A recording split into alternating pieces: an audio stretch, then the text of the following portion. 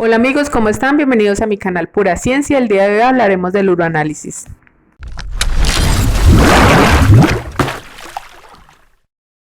Ahora sí, el examen de uroanálisis, también llamado citoquímico de orina o parcial de orina. Es un examen más sencillo, los resultados son menos demorados y es menos costoso en comparación al urocultivo. ¿Qué nos informa el uroanálisis? En términos generales se evalúa y se hace un examen físico de la orina, un examen químico de la orina y un examen microscópico de la orina. El examen físico de la orina incluye la determinación del color, la claridad y la densidad de esta. Hoy hablaremos del examen químico de la orina y este evalúa el pH, la presencia de proteínas, glucosa, cetonas, sangre, bilirrubina, urobilinógeno, nitritos, estereasa leucocitaria y la densidad. Antes de empezar, quiero decir que no mencionaré los valores de referencia o lo que serían llamados también los valores normales, porque estos dependen de cada laboratorio y la población donde se realicen, pero sí mencionaré que puede indicarnos un valor alto o un valor bajo para que sea más comprensible. En muchos laboratorios utilizan la técnica de las tiras reactivas para la realización de este examen. Y estas lo que hacen es que según los componentes que se encuentren en la orina y los que buscamos y mencionamos anteriormente, se van a mostrar según un cambio de color en la tira reactiva, dando resultados confiables que en caso de ser necesario pueden ser confirmados por el médico con otras pruebas de laboratorio. Ahora sí, empecemos. El pH. En condiciones normales, la orina es levemente ácida. Y como un dato importante, el pH urinario se controla con la regulación de la dieta. O sea, la dieta alta en proteínas da orina ácida y la dieta de vegetarianos o de consumo alto de vegetales da orina alcalina. Con esto, las personas que tienen predisposición a sufrir de cálculos renales pueden encontrar mejoría controlando lo que comen. Este evalúa la acidez y la alcalinidad de la orina. Esta prueba contiene un indicador mixto que asegura un marcado cambio de color entre el pH 5 al 9. El pH tiene relación con enfermedades renales, también con trastornos sistémicos del equilibrio ácido-base de origen metabólico respiratorio. Y también el pH sirve para el monitoreo de pacientes bajo dietas específicas, también para el monitoreo de eliminación de medicamentos y también de las terapias de alcalinización, siendo también útil en el diagnóstico de acidosis tubular renal.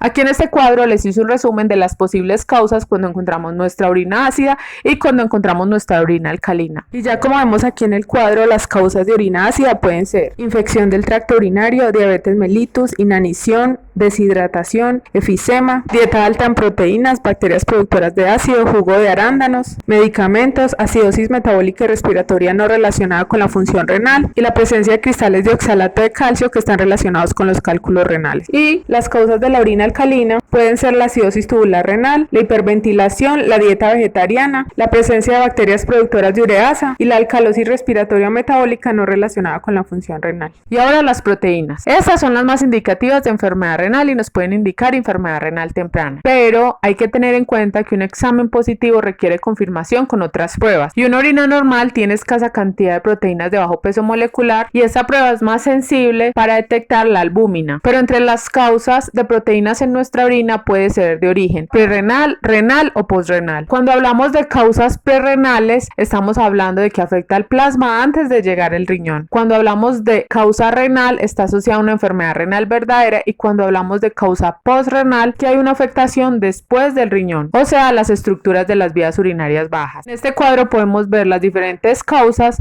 según sea prerrenal, renal y posrenal. Entonces, cuando hablamos de las causas prerrenales, estamos hablando que afecta al plasma antes de alcanzar el riñón. Lo que significa es que no nos indica una enfermedad renal real, es transitoria y puede ser producida por concentraciones aumentadas de proteínas plasmáticas de bajo peso molecular, como son la hemoglobina, la mioglobina, los reactantes de fase aguda asociada a infecciones o inflamación, ya que se excede la capacidad normal de reabsorción de los túbulos renales. También puede verse el aumento de proteína de Benson-Jones en personas con mieloma múltiple. Y acá, como vemos, a modo resumen, entonces la prerrenal puede verse a hemólisis intravascular, a lesión muscular, a reactantes de fase aguda y a mieloma múltiple. Y ahora, continuando con las causas renales, estas sí están asociadas a una enfermedad renal verdadera. Se puede dar por varias las causas sean. Cuando hablamos de daño glomerular es que se afecta la filtración del riñón. Cuando hablamos daño en los túbulos renales se afecta la reabsorción en el riñón. Cuando hablamos que es por causa postural es que al estar parado se da un aumento de la presión de la vena renal. Y cuando hablamos de causas transitorias son por razones que no perduran en el tiempo y se deben a situaciones como la actividad física extenuante, una fiebre elevada, una deshidratación o una exposición al frío. Y ya a modo resumen, en las causas renales son trastorno glomerular, trastornos por inmunocomplejos, amiloidosis, agentes tóxicos o metales pesados, nefropatía diabética, actividad física extenuante, deshidratación, hipertensión, preeclampsia, proteinuria postural ortostática, trastornos tubulares, síndrome de Fanconi, infecciones virales graves. Y las causas postrenales, entonces esta proteína pasa a través de las estructuras de las vías urinarias bajas, como son los uréteres, la vejiga, la uretra, la próstata y la vagina. Y a modo de resumen, entonces se da por infecciones e inflamaciones de las vías urinarias bajas, lesiones o traumatismos, contaminación menstrual, líquido prostático de espermatozoides o secreción vaginal. Y para concluir todo esto, es muy importante tener en cuenta que esta prueba se debe confirmar con otras pruebas de laboratorio. La glucosa, esta sirve para monitorización y diagnóstico de diabetes mellitus. En una persona sana, casi toda la glucosa se reabsorbe en el túbulo contorneado proximal, o sea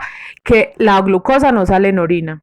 En una persona con diabetes aparece la glucosa en orina. En este cuadro podemos ver que la aparición de nuestra glucosa en orina puede ser por causa de aumento de nuestra glucosa en sangre, o sea, por hiperglicemia o por algún tipo de problema renal. Dentro de los problemas renales está el síndrome de Fanconi, que es que hay un defecto que no permite que se reabsorba la glucosa y esta por eso aparece en la orina. Lo siguiente es una enfermedad renal avanzada, ya como otra razón menos frecuente, osteomalacia. Y ya la hiperglicemia es causada por diabetes mellitus, pancreatitis, cáncer de páncreas, acromegalia, síndrome de Cushing, hipertiroidismo, feocromocitoma, daño del sistema nervioso central, estrés y diabetes estacional. Seguimos con las cetonas. En una orina normal, estas no aparecen, pero las cetonas en la orina pueden aparecer porque se baja la ingesta de alimentos y se afecta el uso de hidratos de carbono como la principal fuente de energía. Entonces, estas cetonas son sustratos energéticos alternativos cuando se descompone grasas para obtener energía, ya que normalmente el cuerpo obtiene la energía que necesita de los azúcares, o sea, de los carbohidratos o hidratos de carbono. Con lo anterior, entonces nos queda claro que las cetonas en la orina sí aparecen cuando hay diabetes mellitus, vómitos, consumo inadecuado de carbohidratos por inanición o malabsorción,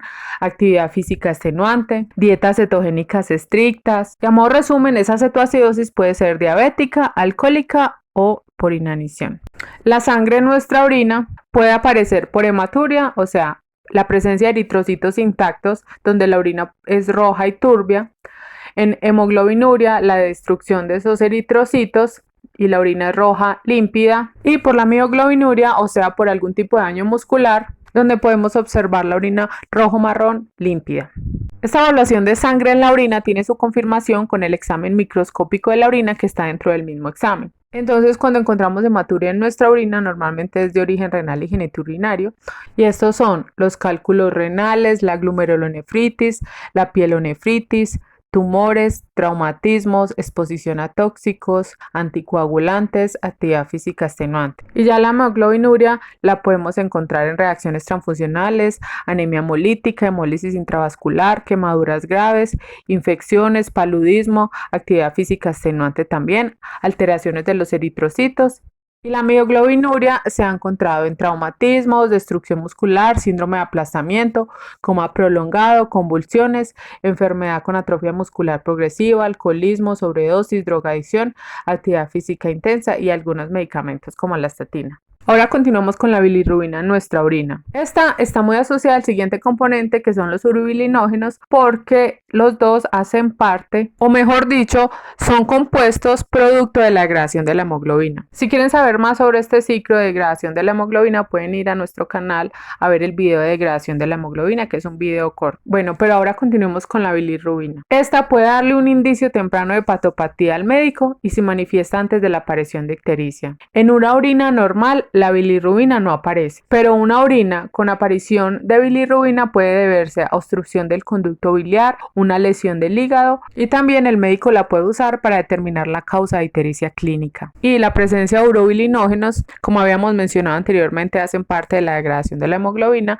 pueden darnos indicios de patopatías y trastornos hemolíticos. Puede ser útil para la detección de patopatía temprana. Los nitritos, estos, al igual que la estereasa leucocitaria, son de mucha ayuda en este examen para guiar al médico en el caso de infecciones del tracto urinario, y pueden ayudar al médico para hacer una detección rápida, ya que sabemos que el urocultivo es un poco más demorado. ¿Por qué son importantes los nitritos en esta prueba? Lo que pasa es que algunas bacterias tienen la capacidad de reducir los nitratos que hay en la orina a nitrito. Estas bacterias tienen una enzima reductasa que hace este proceso. Normalmente son de la familia de enterobacterias, que son las que más generan infecciones del tracto urinario. En nuestro canal hay un video de las bacterias que reducen nitratos a nitritos si quieren ampliar sobre este tema. Pero también hay otro tipo de bacterias que no tienen esta capacidad y que no son detectadas en la prueba, como el caso del enterococo. Y hay algo también muy importante que debemos tener en cuenta, y es que la detección de nitritos en esta prueba también depende de la concentración de la orina. Por eso es muy importante tener la primera orina de la mañana y la cantidad de bacterias encontradas en la orina, ya que bajas cantidades no puede ser detectada tan fácilmente. Con esto, entonces, los nitritos en nuestra orina pueden ser indicativos de cistitis o pielonefritis. Y para continuar, la estereasa leucocitaria, principalmente, ¿qué nos puede indicar? O que hay infección urinaria o que hay inflamación de las vías urinarias, una o las dos razones. Esta prueba detecta la presencia de leucocitos que se lisaron, o sea, se rompió su membrana celular, y estos leucocitos se aumentan en nuestro cuerpo al haber infección, porque nos defienden de esto. Este examen también es una confirmación adicional al examen microscópico